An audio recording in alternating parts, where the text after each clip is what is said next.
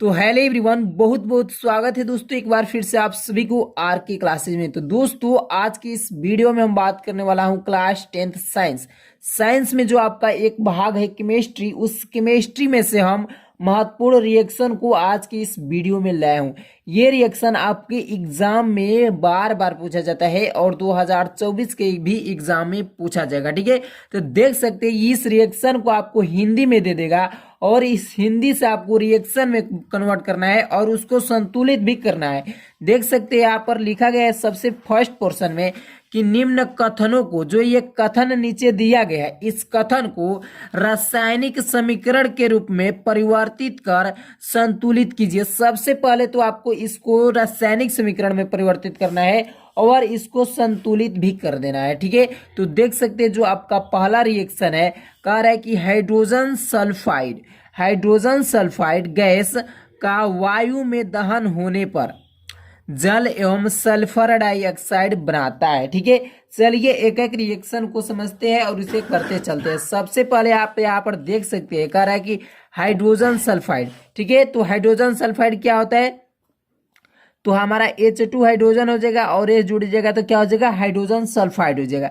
कह रहा है कि हाइड्रोजन सल्फाइड जो ये गैस है, इसका वायु में दहन यानी वायु ऑक्सीजन के साथ इसकी क्रिया कराने पर, O2 के साथ इसकी क्रिया कराने पर जल एवं सल्फर डाइऑक्साइड बनाता है। जल यानी H2O और क्या बनाता है, देख सकते हैं सल्फर डाइऑक्साइड यानी सल्फर और O2 ऑक्साइड सल्फर डाइऑक्साइड बनाता है। ठीक है, इतना आप समझ गए। सबसे पहले इस रिएक्शन को बनाना सीखो, इसके बाद मैं बताऊंगा कि कैसे इसको संतुलित करना है। सबसे पहले बोल रहा था कि हाइड्रोजन सल्फाइड गैस, यहाँ पर देखिए H2 हाइड्रोजन हो गया, S सल्फाइड है, ये सल्फर यानी H2S जब मिलेगा तो हमारा हाइड्रोजन सल्फाइड बनेगा, हाइड्रोजन सल्फाइड। और कह रहा है कि वायु में दहन यानी वायु के साथ क्रिया कराने पर यानी ऑक्सीजन के साथ क्रिया करेंगे तो हमको क्या प्राप्त होगा, जल प्राप्त होगा एवं सल्फर डाइऑक्साइड बनेगा। ठीक है, इतना समझ में आ गया।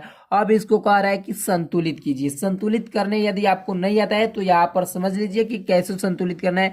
सबसे पहले आपको इसको क्या करना है कि ये अलग अलग तत्वों को लिखना है। यहाँ पर H2 है यानी हाइड्रोजन जो है 2 है, तो आप क्या करना है H इक्वल टू 2 लिख देना है और सल्फर है तो सल्फर कितना है, तो सल्फर है तो सल्फर लिख देना है और प्लस आ गया तो सबसे पहले इसको एक ग्रुप बनाइए। इस प्रकार एक ग्रुप बन गया। अब यहाँ पर देख सकते हैं ऑक्सीजन कितना है, 2 है, तो इस प्रकार ऑक्सीजन 2 लिख लीजिए और कुछ नहीं है तो इसको एक ग्रुप बना लीजिए। ये अभिकारक पक्ष था तो अभिकारक को इस इधर लिख लिया और ये उत्पाद पक्ष है तो उत्पाद पक्ष को इधर लिखिए। देखिए H2 यानी हाइड्रोजन कितना है भाई, तो 2 है, तो 2 यहाँ पर लिख लीजिए। ऑक्सीजन कितना है, 1 है, तो यहाँ पर ऑक्सीजन 1 लिख लीजिए। ठीक है, इसको एक ग्रुप बना लीजिए, प्लस आ गया तो ग्रुप बदल जाएगा। अब यहाँ पर सल्फर कितना है, तो सल्फर 1 है और ऑक्सीजन कितना है, तो ऑक्सीजन 2 है। ठीक है, सॉरी ऑक्सीजन 2 है तो 2 लिख दिए। अब इसको एक ग्रुप बना लिए। ठीक है, चलिए अब इसको हम संतुलित करते हैं। ठीक है, यहाँ पर देखिए ये अभिकारक पक्ष है और ये आपका उत्पाद पक्ष है। जितना अभिकारक पक्ष में तत्व हो रहेगा उतना ही आपको उत्पाद पक्ष में भी तत्व रहेगा। यानी यहाँ पर देख सकते हैं कि अभिकारक पक्ष में जो हाइड्रोजन है कितना है, 2 है और उत्पाद पक्ष में हाइड्रोजन कितना है, 2 है। तो देख सकते हैं कि हाइड्रोजन तो अभी ठीक है। यहाँ पर देख सकते हैं सल्फर 1 है और यहाँ पर भी सल्फर 1 है, सल्फर भी ठीक है।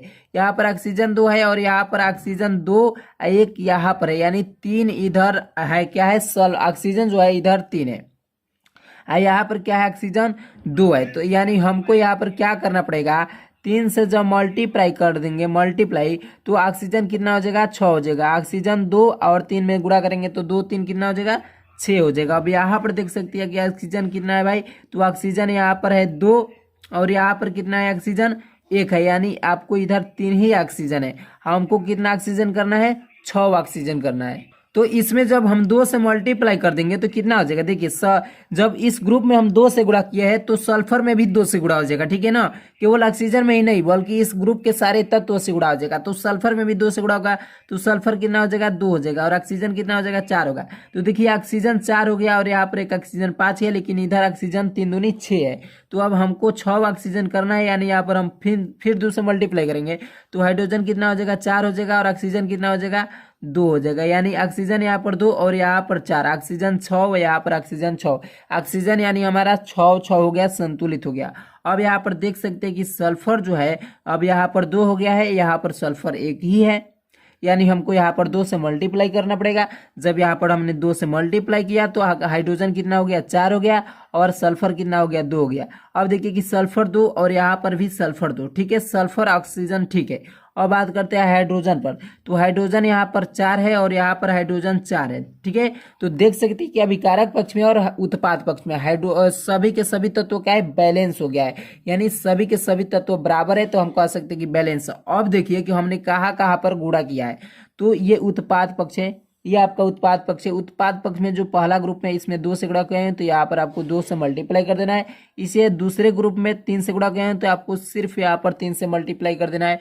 अब आइए उत्पाद में, उत्पाद में पहला ग्रुप में 2 से तो 2 गुणा कर दीजिए, यहाँ पर दूसरे ग्रुप में भी 2 से तो 2 से गुणा कर दीजिए। ये अब आपका क्या हुआ, रिएक्शन तैयार हो गया आपको संतुलित के साथ, ठीक है। ये जो कह रहा था कि हाइड्रोजन सल्फाइड गैस का वायु में दहन होने पर जल एवं सल्फर डाइऑक्साइड बनाता है, तो हमने सबसे पहले उसके रिएक्शन को बनाए और संतुलित नहीं था तो संतुलित कर दिया, ठीक है। इतना समझ में आ गया, ये हमारा पहला रिएक्शन अब संतुलित हो गया, ठीक ठाक हो गया। अब हम बात करते हैं दोस्तों 2 नंबर रिएक्शन पर, ठीक है। 2 नंबर आपका रिएक्शन क्या है, देख सकते हैं यहाँ पर कह रहे कि पोटेशियम धातु जल के साथ अभिक्रिया करके पोटेशियम हाइड्रोक्साइड एवं हाइड्रोजन गैस देती है।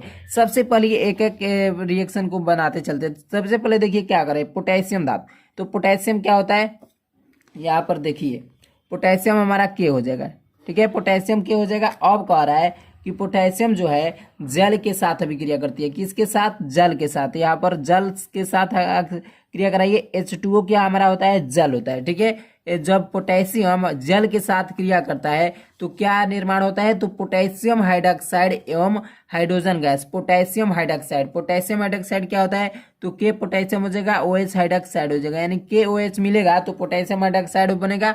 और यहाँ पर हाइड्रोजन गैस, यहाँ पर हाइड्रोजन गैस का मतलब H2, ठीक है, हाइड्रोजन गैस हमारा निर्माण हो गया। अब यहाँ पर देख सकते हैं कि ये रिएक्शन हमारा तो तैयार हो गया, लेकिन अब देखेंगे कि क्या ये रिएक्शन संतुलित है कि नहीं है। संतुलित है तो ठीक है, संतुलित नहीं रहेगा तो इसको संतुलित करना पड़ेगा। यहाँ पर देख सकते हैं कि पोटेशियम जो है यहाँ पर 1 है और यहाँ पर पोटेशियम 1 है, यहाँ पर हाइड्रोजन 2 है और यहाँ पर हाइड्रोजन 2 है, लेकिन यहाँ पर भी हाइड्रोजन है, संतुलित नहीं है। तो जैसे मैंने इस प्रकार बताया आपको, इस प्रकार संतुलित कर लीजिएगा, अन्यथा अगर इस तरह आप कर लेते हैं डायरेक्ट तो डायरेक्ट भी कर सकते हैं, ठीक है। सबसे पहले हम इन तत्वों को लिखते हैं, ठीक है। देखिए यहाँ पर के पोटेशियम कितना है, 1 है तो 1 लिख लीजिए, इसको फर्स्ट ग्रुप बना लीजिए, ठीक है। अब यहाँ पर बात करते हैं H2 यानी हाइड्रोजन जो है कितना है, 2 है, और ऑक्सीजन कितना है, 1 है, तो ऑक्सीजन 1 लिख लेंगे। अब इसको एक ग्रुप बना लीजिए, ठीक है। अब इसको आइए कीजिए, पोटेशियम कितना है भाई, तो 1 है, ऑक्सीजन हमारा 1 है, हाइड्रोजन कितना है, तो हाइड्रोजन 1 है, ठीक है। इसको एक ग्रुप बना लीजिए, हो गया। अब यहाँ पर हाइड्रोजन देख सकते हैं 2 है, तो हाइड्रोजन 2 लिख दीजिए, इसको एक ग्रुप बना लीजिए। अब देखिए कि क्या ये संतुलित है, यहाँ पर पोटेशियम 1 है, इधर भी पोटेशियम 1 है, पोटेशियम तो भी ठीक है। यहाँ पर देखिए कि हाइड्रोजन 2 है और इधर हाइड्रोजन यहाँ पर 2 है और इधर, लेकिन यहाँ पर भी 1 है, यानी हाइड्रोजन हमारा 3 हो जा रहा है। अब यहाँ पर देखिए कि ऑक्सीजन 1 है और यहाँ पर भी ऑक्सीजन 1 है। ऑक्सीजन तो ठीक है, लेकिन हाइड्रोजन को संतुलित करने में ये सबका थोड़ा बैलेंस बिगड़ जाएगा, तो सभी को बैलेंस करना पड़ जाएगा, ठीक है। तो आइए देखते हैं, यहाँ पर देख सकते हैं कि हमारा जो हाइड्रोजन है इधर 3 है और इधर हमारा हाइड्रोजन कितना है, 2 है। तो सबसे पहले हम ऑक्सीजन हाइड्रोजन को बराबर करते हैं, ठीक है। तो देखिए कि हाइड्रोजन यहाँ पर 2 है, यहाँ पर भी 2 है, लेकिन इधर उत्पाद पक्ष में हाइड्रोजन 3 हो जा रहा है और अभिकारक पक्ष में हाइड्रोजन 2 हो जा रहा है। तो सबसे पहले हमको यहाँ पर 2 से मल्टीप्लाई करना पड़ेगा। देखिए कैसे, जब 2 से मल्टीप्लाई करेंगे तो 2 हाइड्रोजन यहाँ पर, 2 हाइड्रोजन यहाँ पर, 4 हो जाएगा। और यहाँ पर जब हाइड्रोजन 2 है तो 2 से यहाँ पर भी मल्टीप्लाई करेंगे देंगे तो हाइड्रोजन हमारा 4 हो जाएगा। तो चलिए, जब इसमें 2 से गुणा किए तो सभी में ना बदलाव हो जाएगा। तो पोटेशियम कितना हो जाएगा, 2 हो जाएगा, ऑक्सीजन भी 2 हो जाएगा और हाइड्रोजन भी 2 हो जाएगा, ठीक है। अब यहाँ पर देखिए कि हाइड्रोजन 2 यहाँ पर है, हाइड्रोजन 2 यहाँ पर, 4 हाइड्रोजन हो गया। अब इधर हमको 2 हाइड्रोजन है तो यहाँ पर सिंपल सा फंडा है कि 2 से गुणा कर दीजिए, हाइड्रोजन भी 4 हो जाएगा। यहाँ पर हाइड्रोजन 4 हो गया और ऑक्सीजन लेकिन 2 हो गया, ठीक है। अब यहाँ पर देख सकते हैं कि ऑक्सीजन यहाँ पर 2 है और यहाँ पर भी ऑक्सीजन 2 है, हाइड्रोजन और ऑक्सीजन का काम खत्म। अब यहाँ पर देखिए कि पोटेशियम 1 है और इधर पोटेशियम आपका 2 है, तो सिंपल सा फंडा है कि यहाँ पर 2 से मल्टीप्लाई कीजिए, पोटेशियम भी आपका कितना हो जाएगा, 2 हो जाएगा। अब मिलाकर सभी को देख लीजिए कि पोटेशियम 2, पोटेशियम 2, हाइड्रोजन 4, तो यहाँ पर हाइड्रोजन 2, 2, 4 और ऑक्सीजन 2 है तो यहाँ पर ऑक्सीजन 2 है, यानी हम क्या किए हैं देख सकते हैं कि ये हमारा अभिकारक पक्ष है। अभिकारक में हमने पहला और दूसरा दोनों ग्रुप में दो दो से गुणा किया है, तो यहाँ पर दो दो लगा दीजिए। ठीक है, अब आइए उत्पाद पक्ष में पहला ग्रुप में 2 से गुणा किया है तो 2 से गुणा कर दीजिए। यह हमारा समीकरण जो है संतुलित हो गया है। ठीक है, समझ में आ गया होगा। अब हम बात करते हैं दोस्तों रिएक्शन नंबर 3 पर। ठीक है, रिएक्शन नंबर आपका जो 3 है, यहाँ पर देख सकते हैं कह रहा है कि नाइट्रोजन हाइड्रोजन गैस से, नाइट्रोजन जो है हाइड्रोजन गैस से संयोग करके क्या बनाती है, अमोनिया बनाती है। ठीक है, तो आइए इसको हमने यहाँ पर करते हैं। सबसे पहले कह रहा है कि नाइट्रोजन गैस जो है हाइड्रोजन गैस से क्रिया करती है। ठीक है, नाइट्रोजन हमारा क्या हो जाएगा, N2 हो जाएगा।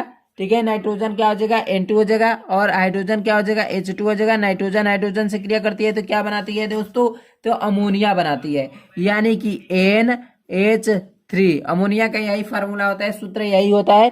ठीक है, तो N2 और H2 से रिएक्शन हुआ तो अमोनिया NH3 बन गया। अब इसको देख लेते हैं कि क्या ये बैलेंस है।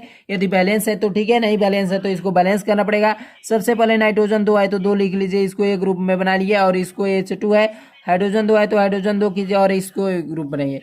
अब यहाँ पर नाइट्रोजन देख सकते हैं कितना है, तो नाइट्रोजन हमारा 1 है तो 1 लिख लेंगे, और यहाँ पर हाइड्रोजन 3 है तो हाइड्रोजन यहाँ पर 3 लिख लेंगे। ठीक है, इस प्रकार लिख लेंगे। आप देख सकते हैं ये एक ही ग्रुप है तो एक ही ग्रुप में बना लेंगे। अब यहाँ पर देखिए कि नाइट्रोजन इधर 2 है और नाइट्रोजन यहाँ पर 1 है। सबसे पहले सिंपल सा फंड है कि 2 से मल्टीप्लाई कीजिए, नाइट्रोजन हमारा यहाँ पर 2 हो जाएगा, हाइड्रोजन लेकिन 6 हो जाएगा।